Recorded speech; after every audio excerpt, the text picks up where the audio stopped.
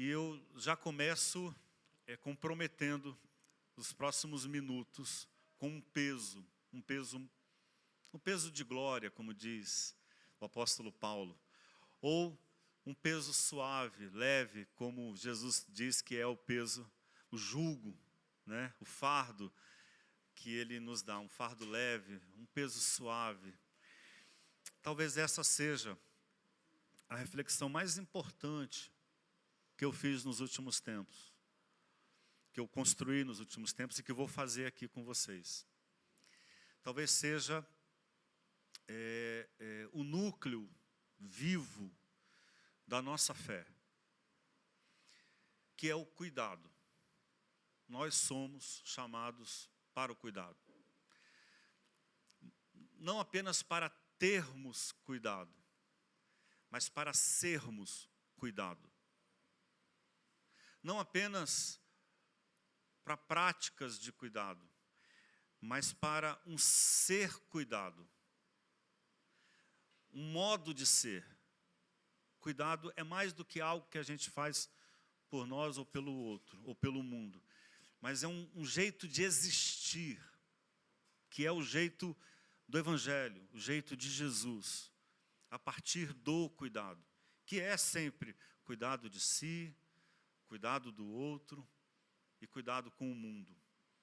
Mas não são três cuidados diferentes, são três manifestações diferentes do cuidado. Ser cuidado é cuidar do outro, é cuidar de si, é cuidar da vida, é cuidar do mundo. Eu quero conversar sobre isso.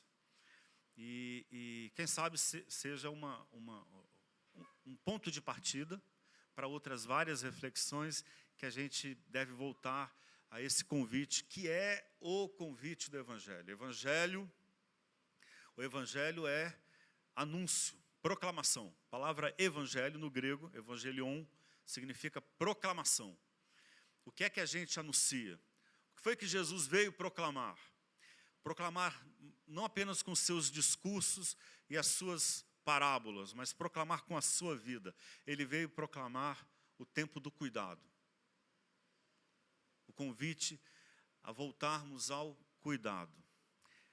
Vamos pautar a nossa conversa no Evangelho de Jesus, segundo Mateus, capítulo 26. Esse é um capítulo muito nervoso. É um capítulo à flor da pele. Ele tem pouca conceituação e mais narrativa, porque ele é uma narrativa de um acontecimento profundo, que é o acontecimento do cuidado. Capítulo 26 do Evangelho de Jesus segundo Mateus, a partir do versículo 6, você pode acompanhar comigo. Eu estou usando aqui a tradução de Frederico Lourenço, e você é capaz de acompanhar comigo. Diz assim o texto bíblico. Estando Jesus em Betânia, na casa de Simão, o leproso, aproximou-se dele uma mulher com um frasco de alabastro, um vaso muito caro para um perfume caríssimo,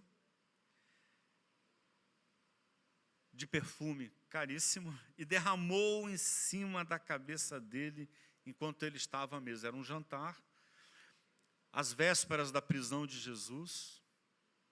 Era um jantar. Outros evangelistas vão avisar para a gente que há uma trama de assassinato, uma conspiração. Só quem já esteve num ambiente tramado pela conspiração sabe do que eu estou falando. O peso, a aflição que um ambiente assim tramado pela traição, pela deslealdade, pela conspiração contra alguém traz. Nesse ambiente essa mulher entra, quebra o vaso e derrama sobre a cabeça de Jesus. Versículo 8. Vendo isso, os discípulos indignaram-se, dizendo: para que esse desperdício? pois esse frasco podia ser vendido e o dinheiro podia ser dado aos mendigos.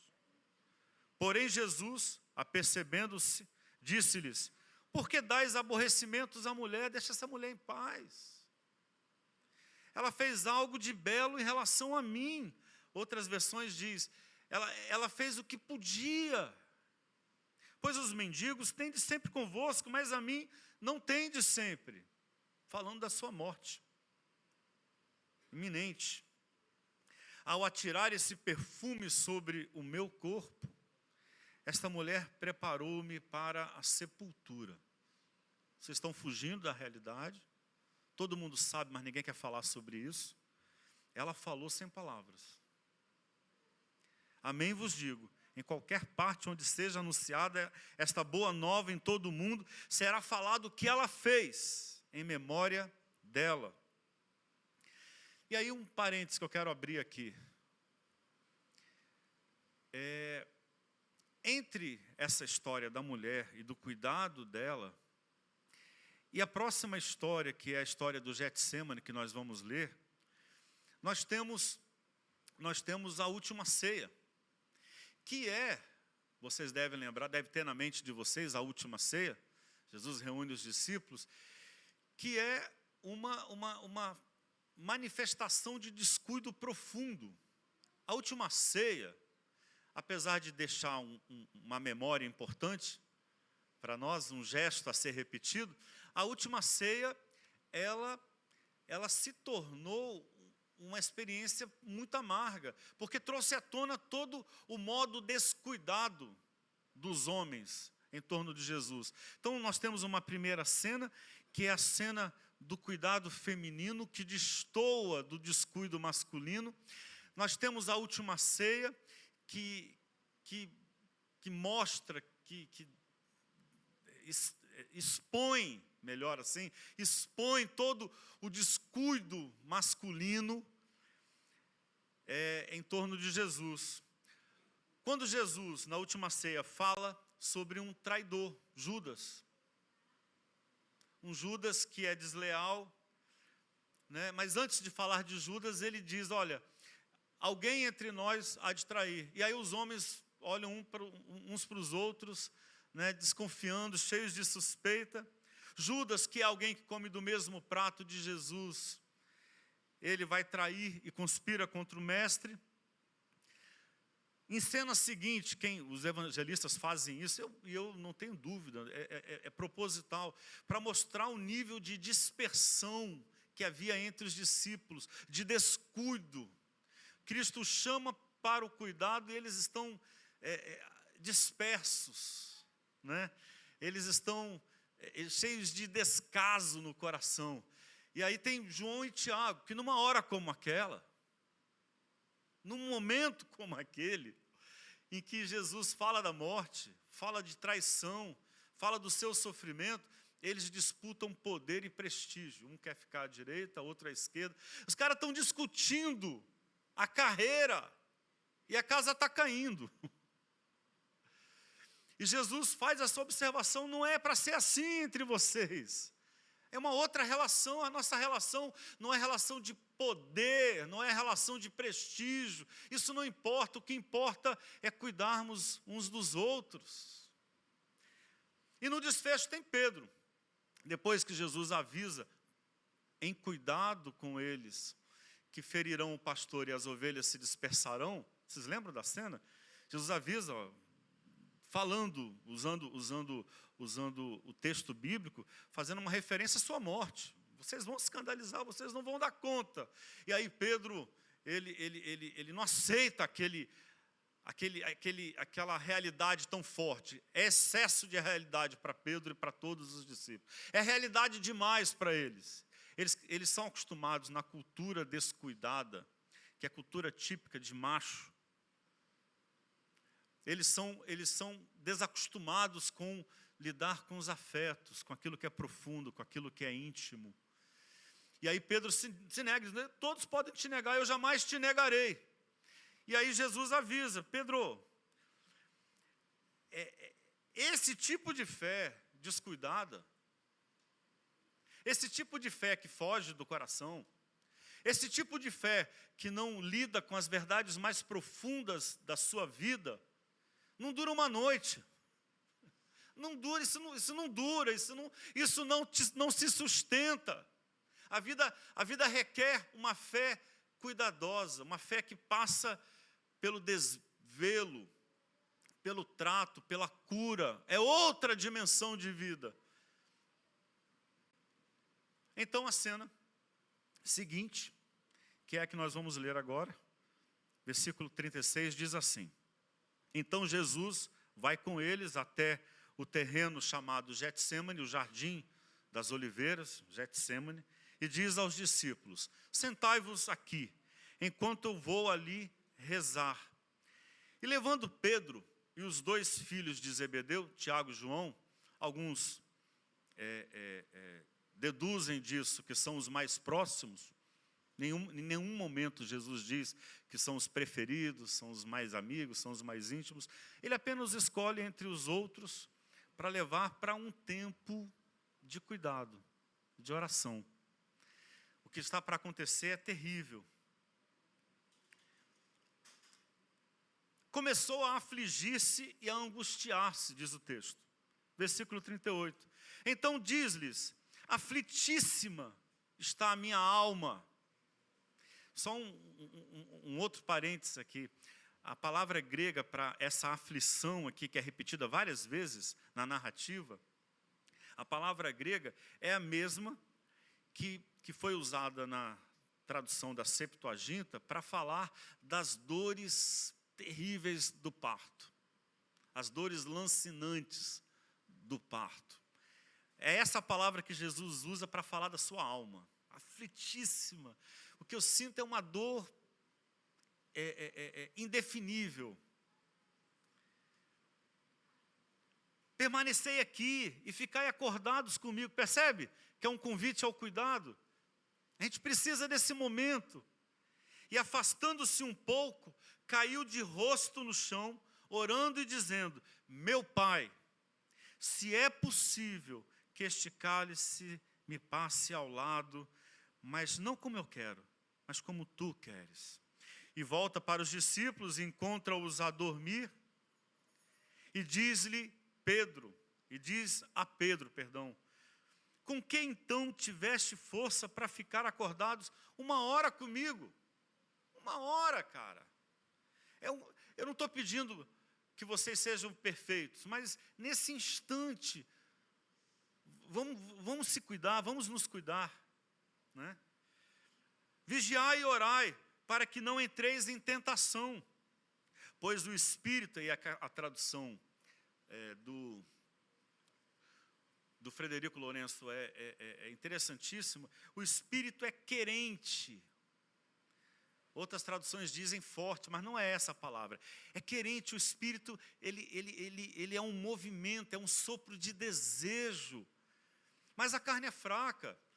Como se Jesus estivesse dando aqui, situando o cuidado. O cuidado está nessa dimensão profunda do que é invisível, do que tem a ver com os nossos desejos, do que tem a ver com as nossas querências. O Espírito é querente, a carne é fraca. Versículo 42, de novo se afastando pela segunda vez orou, dizendo: meu Pai, se não é possível que este cálice me passe ao lado, se não é possível que eu consiga desistir e não viver tudo isso.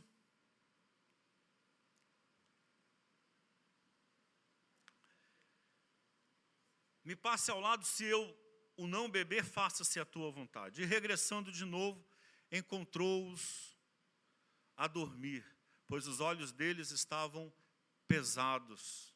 E deixando-os de novo, ele se afastou e orou uma terceira vez, dizendo mais uma vez a mesma coisa. Então dirige-se para os discípulos e diz-lhes: dormi daqui para frente e descansai. Eis que se aproximou a hora e o Filho da humanidade está a ser entregue nas mãos dos pecadores. Levantai-vos, vamos, aproxima-se o meu traidor. Amém. É uma narrativa difícil, doída, como é a narrativa das nossas vidas tantas vezes. Vamos orar. Senhor, nós estamos aqui hoje porque precisamos desse instante de cura, desse instante de atenção profunda, refinada, delicada, sobre quem somos. Nós precisamos disso, Senhor. Ajuda-nos nesse instante. Que a gente experimente a Tua presença como Jesus experimentou nessa narrativa.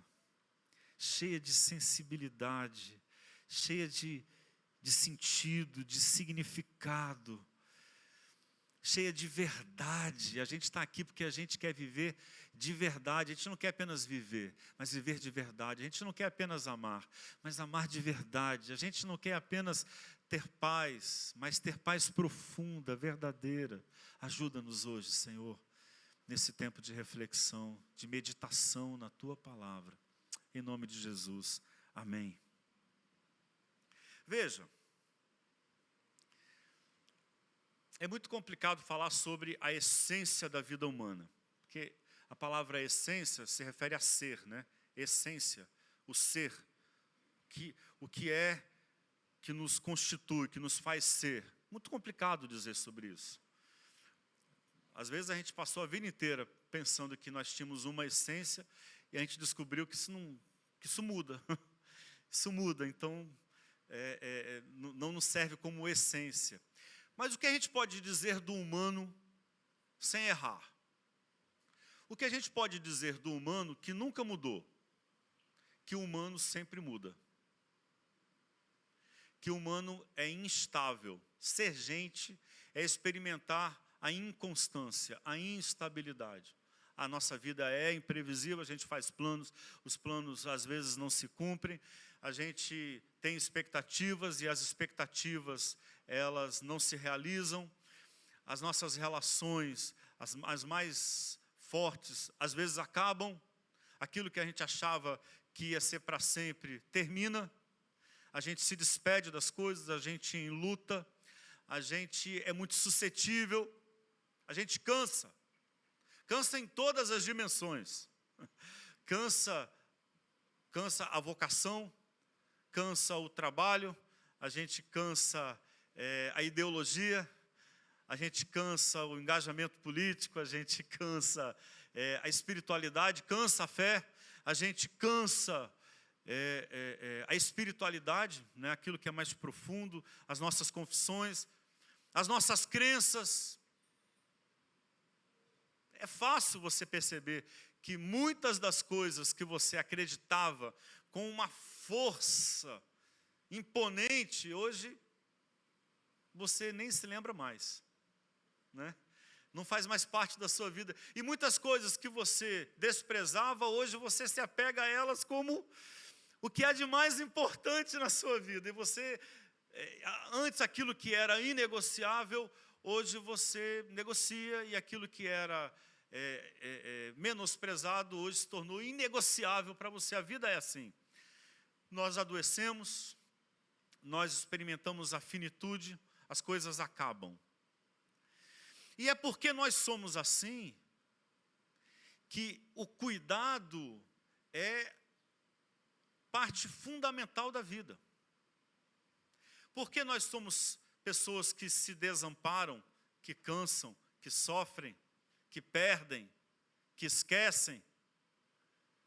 Porque nós somos assim, o cuidado é a única chance de sobrevivermos.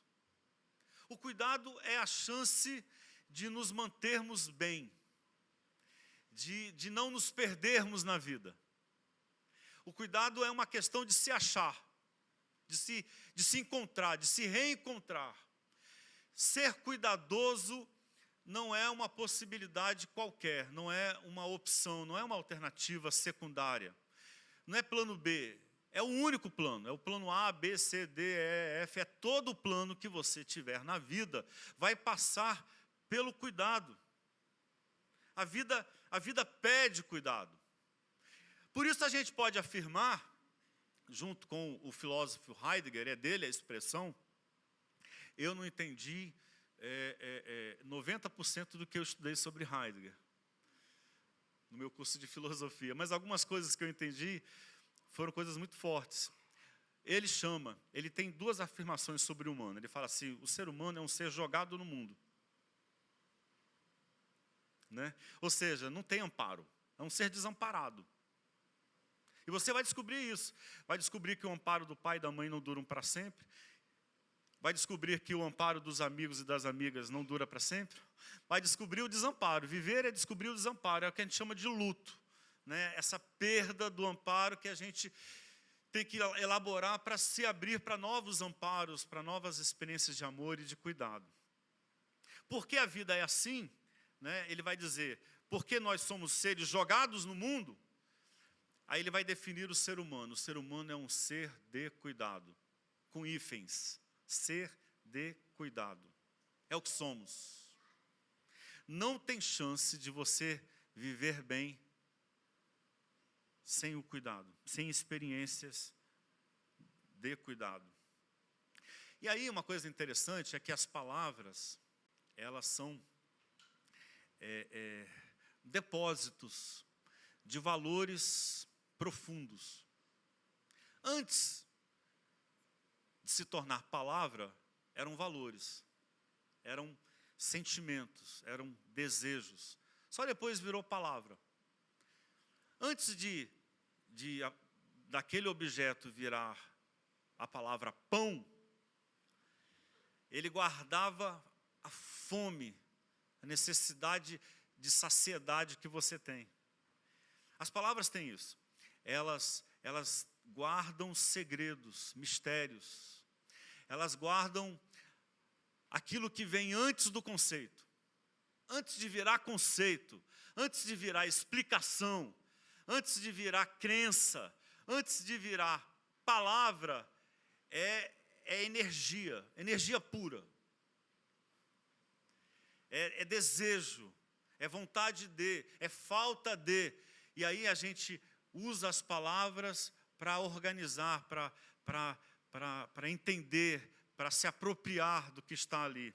E a palavra cuidado, ela é uma palavra assim. Ela se origina do latim, a palavra cuidado, ela vem do latim. E ela tem duas possibilidades muito interessantes. Uma é a palavra cogitare, ou cogitatus, que a gente conhece, de cogitar, pensar, imaginar, ponderar, prestar atenção, compreender, se preocupar, é cogitar. Ora, se cuidado vem daí, de antemão, a gente pode dizer que cuidar é dar atenção a algo, é considerar aquilo. Enquanto você não considera aquilo, você não cuida daquilo. Enquanto você não considera alguém, você não cuida dessa pessoa. Enquanto você não considera a sua realidade profunda, você não cuida de si. Então, descuido é também descaso. Descuido é também displicência, dispersão. É não conseguir encarar algo que é fundamental. Aí aqui no Ceará, e a linguagem cearense é deliciosa, né? Tem expressões que quem vem de fora não entende, uma delas é cuida. Né? Fantástico. O cearense, ele tem esse acesso ao sentido erudito da palavra. Tem tudo a ver, porque quando você fala para uma pessoa, né, cuida, João, vai logo, está esperando pelo quê? Você está esperando pelo quê, João? Cuida, anda rápido, apressa, faz logo o que tem que ser feito. Não é? Pois a palavra cuidado tem esse sentido de algo que toma a minha atenção, algo ao que eu dou a minha atenção, eu me coloco diante daquilo como incontornável. Não dá para eu me desviar disso, não dá para fazer de conta que não existe isso, não dá para seguir em frente enquanto não resolver isso, não dá para viver bem se eu não lidar com essa realidade.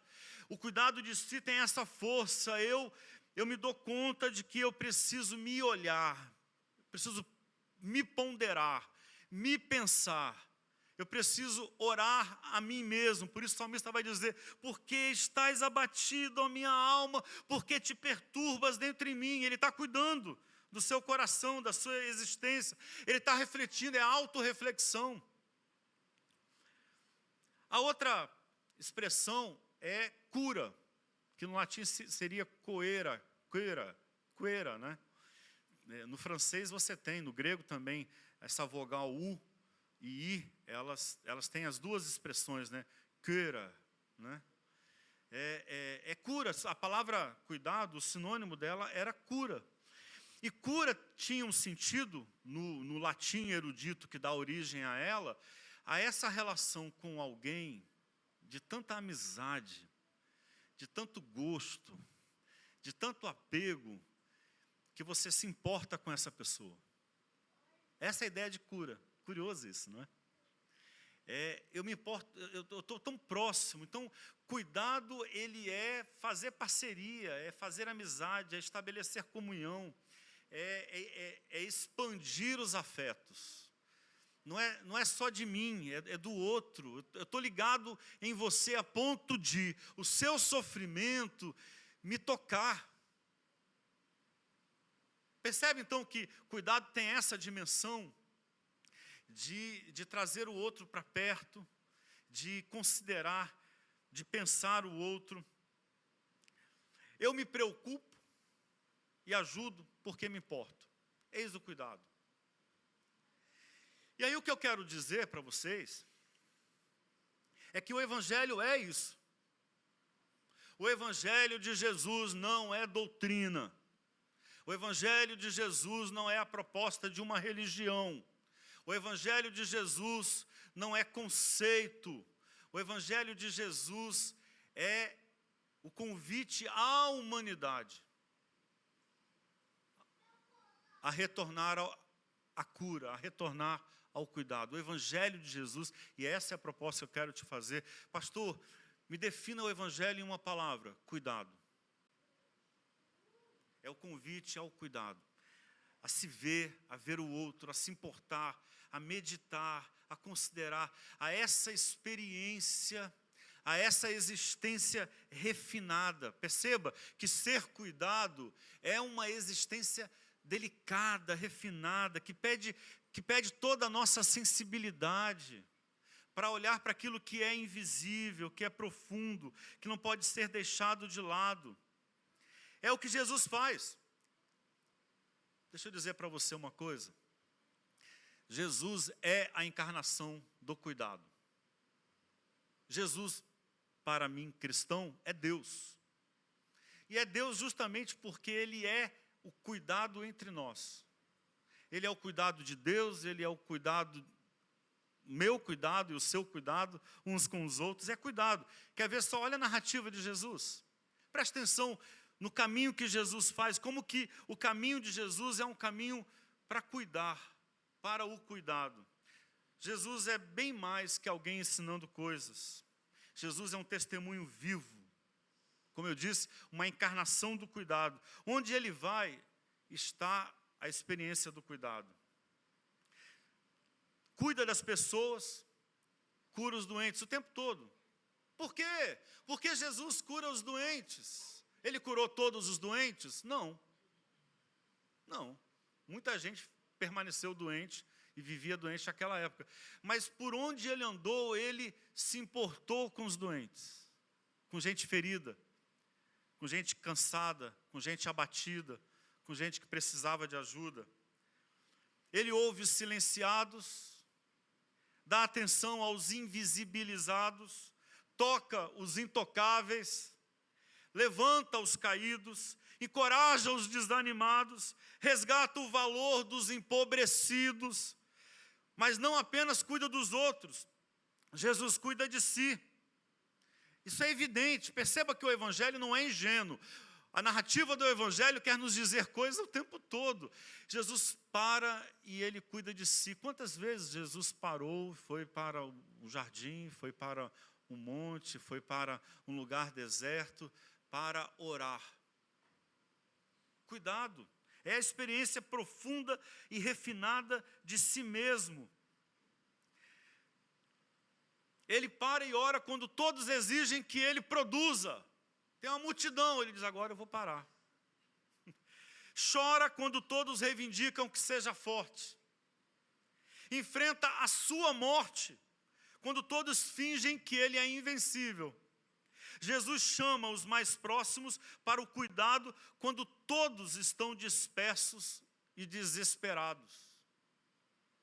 Percebe? Portanto, que a experiência de Jesus é a experiência do cuidado, a vida de Jesus.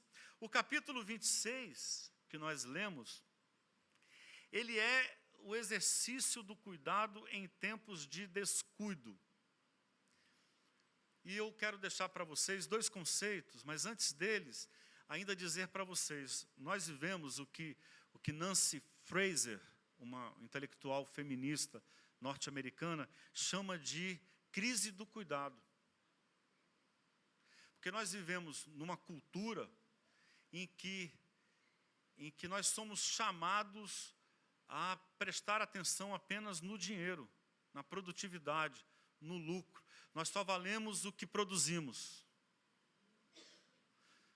E aquilo que não é produtivo, que não produz lucro, e aquilo que não produz resultado, aquilo que não dá dinheiro, é descuidado. Não só. Nós somos uma cultura machista. Presta bem atenção. E esse texto já mostra para a gente essa cultura patriarcalista, machista, na qual nós vivemos até hoje. Cuidado é coisa de mulher. Na cultura que a gente vive, cuidado é coisa de mulher. Os homens não cuidam, quem cuidam são as mulheres. Na casa, se o homem adoece, quem vai cuidar provavelmente é a mulher. Ou uma das mulheres da casa. Mas se uma das mulheres da casa adoecer, sabe quem vai cuidar dela? Outra mulher. Chama a mãe dela, chama a sogra, a filha. Porque o homem não sabe cuidar. Nessa cultura, o homem não é inábil para o cuidado, para tratar, para estar ao lado, para servir. Na nossa cultura, cuidado é coisa de mulher. E nessa história acontece a mesma coisa. A mulher sabe chegar naquele ambiente masculino e trazer cuidado. Os homens não sabem, os homens sofrem com o cuidado. Essa é uma cultura de crise de cuidado. E mais do que nunca, o Evangelho de Jesus tem que ser proclamado. Mais do que nunca, a igreja precisa ser o lugar do cuidado, da prática do cuidado, de sermos cuidado. E aí eu quero, olhando para esse texto, fazer 2 afirmações. Primeiro, não se chega ao cuidado vivendo longe do coração.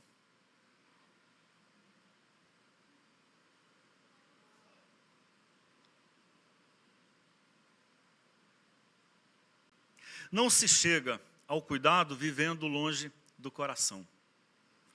A narrativa que a gente leu começa desse jeito. Já falei, o ambiente era um ambiente de descuido. Era um ambiente superficial. Os homens estão em torno de Jesus, ninguém toca no assunto. Só Jesus falou sobre a sua morte, sobre a sua finitude, sobre o seu desamparo. Só Jesus falou. E quando ele falou, ainda foi advertido, para que não falasse. Porque os homens não gostam de discutir a relação. Os homens não gostam dessa experiência profunda do cuidado. Porque na cultura do macho, nós vivemos na superfície, porque a superfície é mais produtiva, é mais pragmática, é mais funcional. Né? E isso até vira piada. Né? O jeito atrapalhado do macho, o jeito ruim de lidar, torto, de lidar com aquilo que demanda cuidado, com o bebê, com a mulher, com as coisas da casa, com os detalhes. O macho é disperso, né? Um bom macho é tão produtivo que não consegue prestar atenção em mais nada. Só presta atenção nas contas para pagar, só presta atenção na sua carreira, só presta atenção na sua realização profissional. Não consegue ter olhos para aquilo que que é detalhe, que pede refinamento, que pede um olhar afetivo, que pede uma atenção delicada. Não consegue. E essa mulher entra, percebam, porque a cena é toda dramática. Ela entra num ambiente masculino, porque as mulheres não frequentavam esse ambiente, né? Se você traz a mulher, ela atrapalha, né? Ela pensa em detalhe, ela fala de coisas do coração. Isso atrapalha a produtividade conceitual masculina, né? E ela entra naquele ambiente e ela é gestualmente extravagante. Ela traz aquela reunião para a pele. A reunião estava no mundo abstrato das ideias, da fuga da realidade, e ela traz todo mundo para a realidade mais nervosa, a realidade que não tem palavra, que palavra não diz o que é. A realidade que é puro sentimento, que é puro afeto, que é aflição, que é desamparo, que é medo, que é o enfrentamento da morte de Jesus. Tem uma trama contra ele. E os caras estão fazendo conta. Tem uma trama de morte contra Jesus. E eles estão discutindo estratégia, poder, prestígio. Jesus vai ser vítima de traição e violentamente assassinado, e eles estão pensando nos cálculos filantrópicos, nos serviços.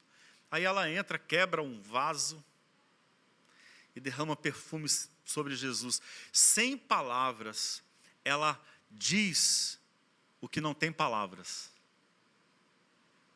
Ela diz o amor, ela diz o cuidado, ela diz o afeto, ela acolhe Jesus, e Jesus se deixa acolher por ela. E o que fazem os discípulos, os machos? Fazem conta. Faz conta. Meu, o cara para fazer conta. E desperdício isso que vocês estão fazendo. Como é que Jesus permite um negócio desse?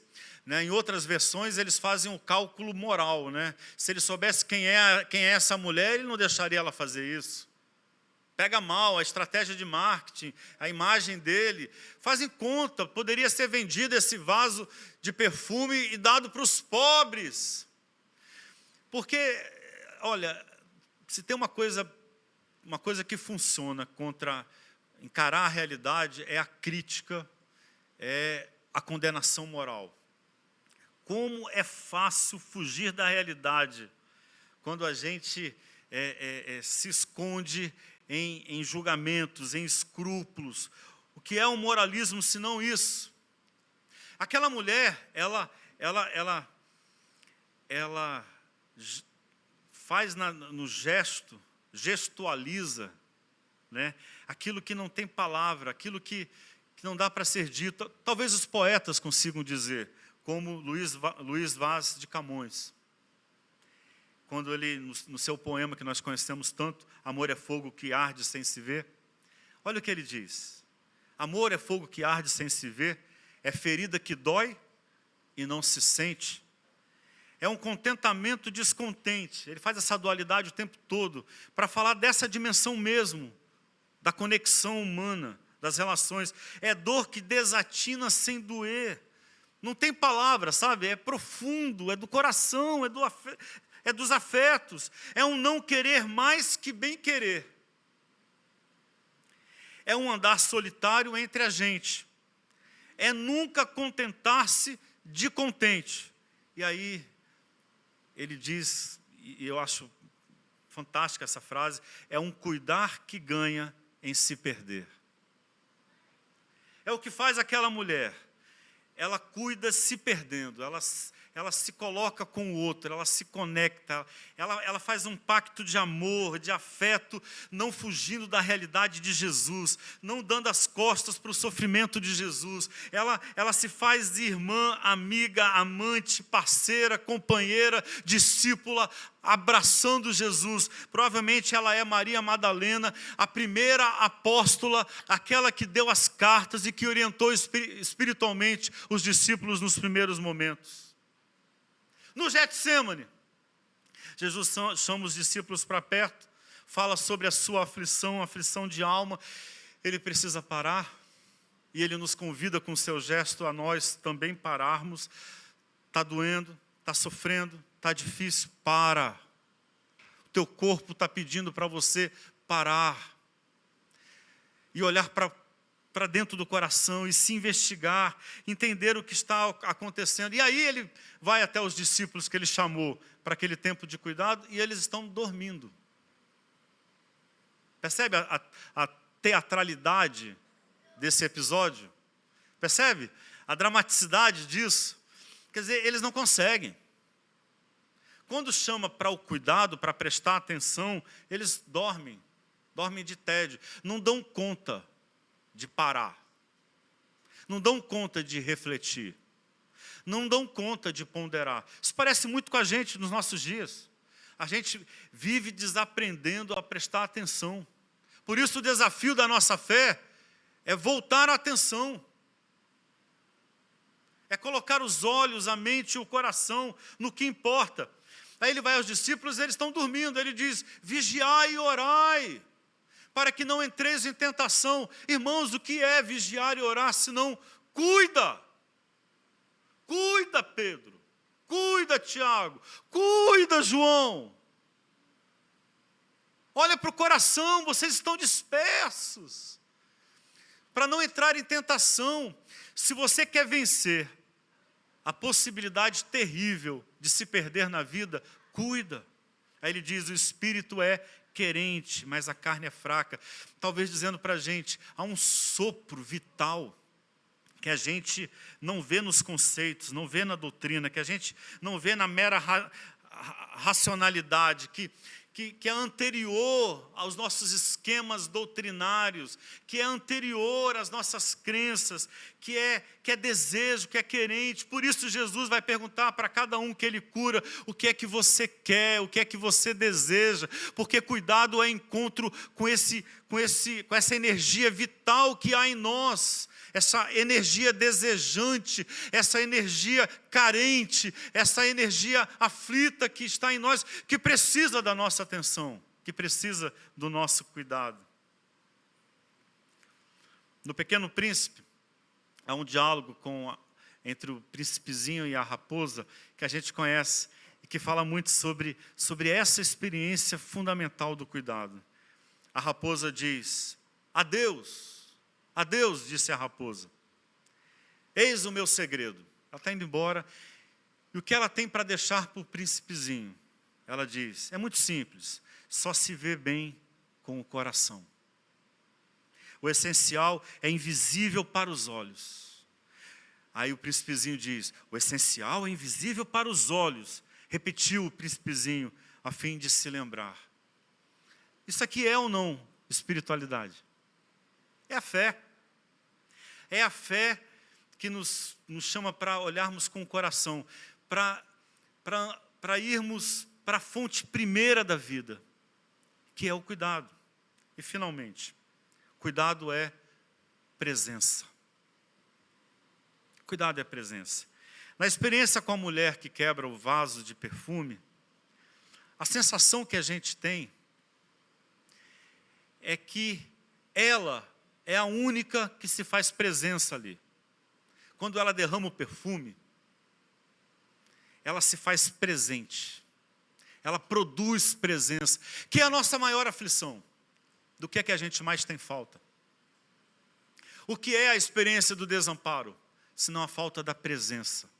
O que é o homem que levanta as mãos ao céu e clama por socorro de um Deus que ele não vê, e ele diz, se você existe, se você é real, me ajuda.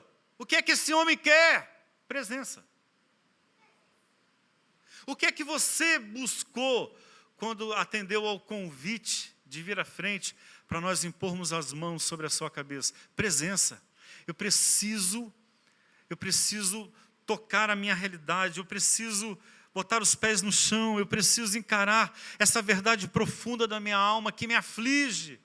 E aquela mulher, ela faz isso, reivindicando toda a sensibilidade possível, que é a do perfume. Imagina a fragrância do perfume se espalhando naquele ambiente, aquele cheiro, um cheiro apelativo. Então, quem estava longe teve que chegar pela sensibilidade. É o que ela faz. E o que fazem os homens? Imediatamente começam a condenar e a censurar, que é a melhor maneira de se ausentar. Criticar e condenar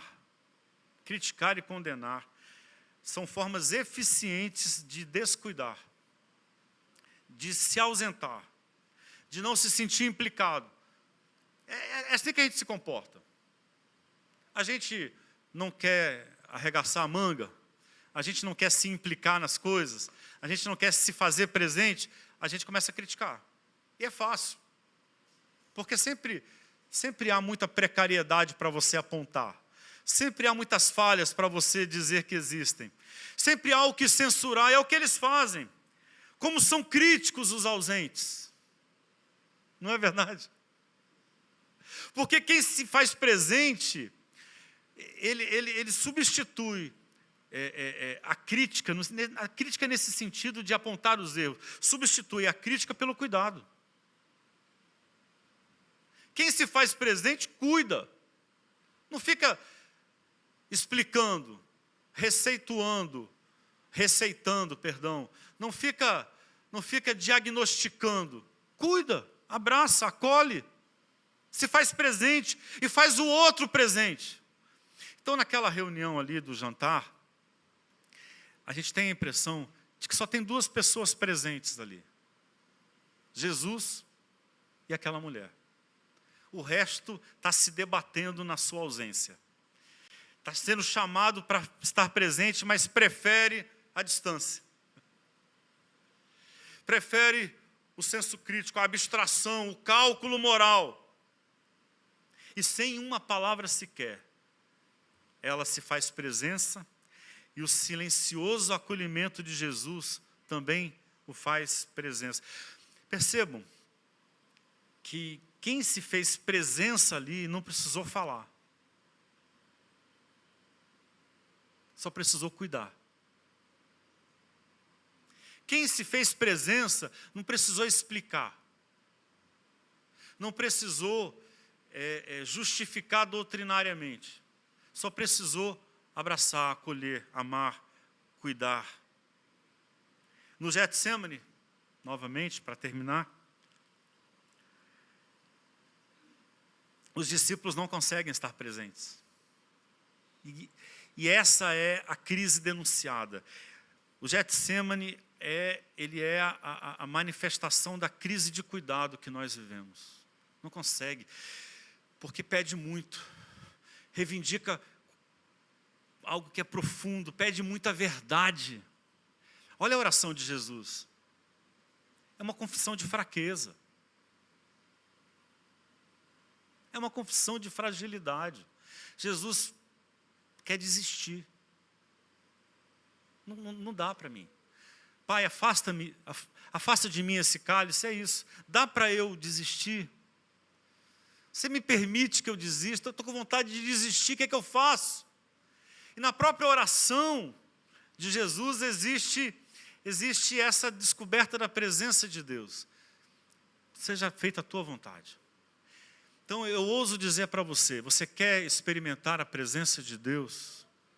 Se faça presente no seu mundo, na sua verdade, naquilo que é mais profundo, na sua fraqueza, no seu medo, na sua timidez, na sua angústia, no seu cansaço, na sua doença.